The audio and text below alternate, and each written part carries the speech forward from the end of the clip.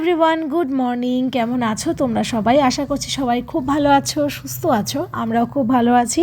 আমার channel beauties beautiful লাইফে নতুন একটা ভিডিওতে তোমাদের সকলকে অনেক স্বাগত জানাই। আজকে সোমবার, সকাল এখন 7টা। অনেক দিন পর তোমাদের সঙ্গে আবার একটা ডেইলি ব্লগ শেয়ার করছি। আজকে সারাদিন কী করব না করব সবটা তোমাদের সঙ্গে শেয়ার করব। সকাল সকাল মেয়েকে নিয়ে বেরিয়ে পড়েছি, নিয়ে যাচ্ছে ওকে স্কুলে। ওর স্কুলে টাইমিংটা 1 ঘন্টা এগিয়ে দেওয়া হয়েছে, নেক্সট মান্থে আরও 1 ঘন্টা এগিয়ে দেওয়া হবে। যাই হোক, শান্তির ব্যাপার হচ্ছে যে ঠিক টাইমে টোটোটা পেয়ে গেছিলাম। মেয়েকে দিয়ে ফিরে আসছিলাম, আসার পথে আমাদের এই মঙ্গলবাড়ির মোড় থেকে এই কাকুরা না সোমবার করে বসে মহাদেবের জন্য ফুল বেলপাতা সব কিছু নিয়ে। তো এখান থেকে ফুল বেলপাতা কিনে বাড়ি এসে সোজা ঢুকে গেলাম স্নানে। বাসি কাজ তো জানোই, বাসন কোসন আগের দিন রাত্রেই সব মেজে রাখি, আর মেয়েকে স্কুলে নিয়ে যাওয়ার আগে ঝাড় দেওয়া, দৌড়ে জল দেওয়া এগুলো করে নিই। আর ঘর তো প্রতিদিন মুছি না, সপ্তাহে 1 দিন বা 2 দিন অন্তর অন্তর বাড়িঘরগুলো ভালো করে মুছে নিই। এই হচ্ছে ব্যাপার।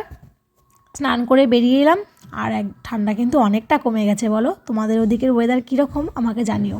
আমাদের দিকে এখন খুব একটা ঠান্ডা নেই, তবে ওই যে একটা হালকা হাওয়া দিচ্ছে, ওই হাওয়াটার জন্য ঠান্ডা।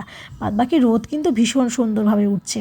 এদিকে আমি একটু সাজুগুজু করে নিচ্ছি। সারাদিনে এই একটা টাইমই আমি সাজুগুজু করি, সেটাই করে নিলাম। আর আজকাল আমার না পারফিউম মাখার খুব একটা কী বলবো প্যাশন হয়ে গেছে। প্রত্যেক দিন আমি স্নানের পরে পারফিউম মাখি। তারপরে পুজো করে নিলাম। আজকে যেহেতু সোমবার, মহাদেবে একটু স্পেশাল পুজো দিলাম।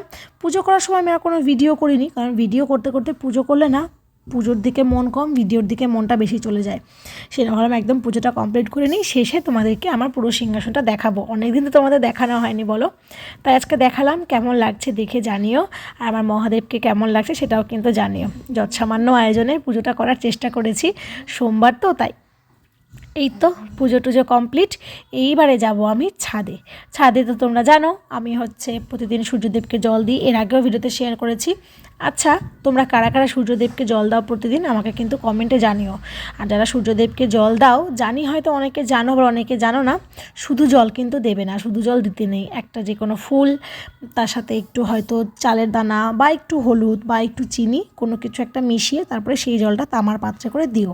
ঠিক আছে? চেষ্টা করবে সূর্য যতক্ষণ পূর্ব দিকের আকাশে থাকে ততক্ষণের মধ্যে সূর্যদেবকে জলটা দেওয়ার। এমনিতে ধরো সকাল মোটামুটি 6:30টার মধ্যে যদি জল দিয়ে দিতে পারো সেটা তো খুবই ভালো।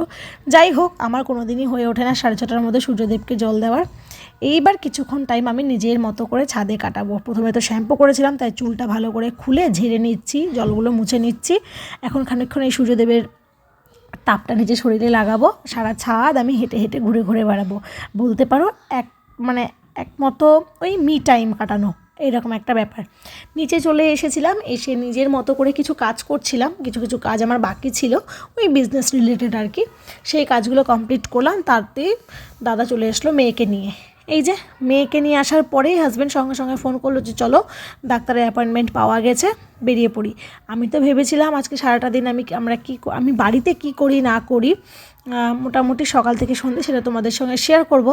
যাই হোক, চলো এখন ডাক্তারের কাছে যাই। বাড়ি এসে আবার কি করব না করব সবটা তোমাদের সঙ্গে শেয়ার করব। মোটামুটি 10:30 নাগাদ আমরা বেরিয়ে পড়েছিলাম। আমাদের বাড়ি থেকে ওই 10-15 মিনিট মতো লাগবে ডাক্তারের চেম্বারে।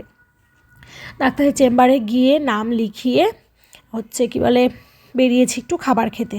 আসলে আমার নামটা অনেক পেছনে পড়েছে, 63 টোকেন নাম্বার আমার নামের। এবার সকাল থেকে যদি কিছু খাওয়া হয়নি, তো হাজব্যান্ড বললো চলো আগে খেয়ে নিই। খাওয়া দাওয়া করে এসে দেখছি ডাক্তারবাবু উঠে গেছেন এমার্জেন্সি কিছু রিপোর্ট করার জন্য।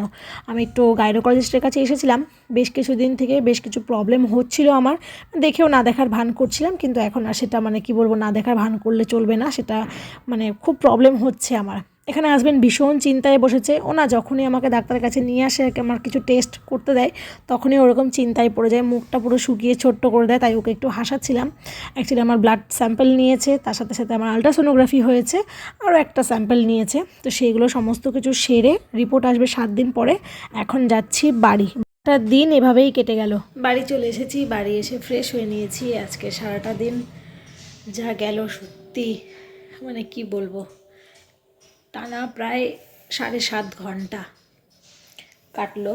যাই হোক, দেখা যাক, 7 দিন পরে বলেছে রিপোর্ট দেবে। আমি তো ফ্রেশ হয়ে নিয়েছি, আমার তো সকালবেলা স্নান টান কমপ্লিট হয়ে গেছিলো, কিন্তু হাজব্যান্ডের তো স্নান হয়েছিল না। 10:30টায় গিয়েছিলাম, আমি বলেছিলাম ম্যাক্সিমাম 2-2:30 বাজবে বাড়ি চলে আসবো, তারপরে স্নান করে খাওয়া দাওয়া, রান্নাও করিনি আজকে। এই হচ্ছে ব্যাপার। এখন হাজব্যান্ড স্নান করে বেরোক, তারপরে খাবো আগে চা, যেটা ছাড়া চলবেই না এখন, মানে মাথা টাথা ছিঁড়ে পড়ছে একদম। ভাগ্যিস গরমকাল না। একটু চা খাবো, চা খেয়ে দেখি। মেয়ে তো ওই বাড়িতে আছে, তো মা আসার সময় কিছু যদি সবজি টবজি দিয়ে যায় তাহলে একটু শুধু গরম ভাত ফুটিয়ে নেব। আর যদি মা কিছু না নিয়ে আসে তাহলে ডিমের কারি আর ভাত করবো। তো কী করব না করব দেখতেই পাবে, তোমাদেরকে ভিডিওতে দেখাবো, সঙ্গে থেকো। তারপরেই হাজব্যান্ড করে নিয়ে এলো চা। বিশ্বাস করো এটার এখন ভীষণ দরকার, আদা দিয়ে বেশ অনেকটা পরিমাণে চা। বিস্কুট টিস্কুট কিচ্ছু নিইনি, মনে হচ্ছিলো শুধু এখন এই 1 কাপ চা খাই, খেয়ে ঘুমিয়ে পড়ি এরকম মনে হচ্ছিল। তো যাই হোক, চাগুলো দিয়ে দেখো কীরকম ধোঁয়া উঠছে। আর আমরা আসার কিছুক্ষণের মধ্যে মেয়েও চলে এসেছে, এসে ওর সমস্ত বই খাতাপত্র ছড়িয়ে ছিটিয়ে নিয়ে বসেছে। বই খাতা ও বাড়িতে নিয়ে গেছিলো, ওর মামার কাছে বসে হোমওয়ার্ক করেছে, তো মামা দেখিয়ে দিয়েছে, তাও হয়নি। এখন আমাকে আবার নতুন করে চেক করতে হবে, সেই জন্য দিয়েছে যে কী কী কাজ করেছি, কী কী ছবি আঁকিয়েছি আজকে, সব তুমি দেখো, দেখে আগে চেক করো। এই যে আজকে ড্রয়িং ক্লাসে এই পাতাগুলো ও এঁকেছে, তাই দেখাচ্ছিল কেমন হয়েছে। সেগুলো দেখলাম, দেখার পরে ওই মোটামুটি 8:30 নাগাদ রান্নাঘরে চলে এসেছি। রান্নাঘরে এসে এখন করছি অমলেট, একটু বেগুন ভাজবো। আসলে ওই যে বললাম না, দেখি যে মা যদি কিছু দিয়ে যায়, তো মা এখানে ডাল, বাঁধাকপির তরকারি আর তার সাথে ছিম আলু ভাজা দিয়ে গেছে। আজ যেহেতু সোমবার, আমাদের ওই বাড়িতে সোমবারটা একদম কী বলবো পিওর ভেজ রান্নাবান্না হয়।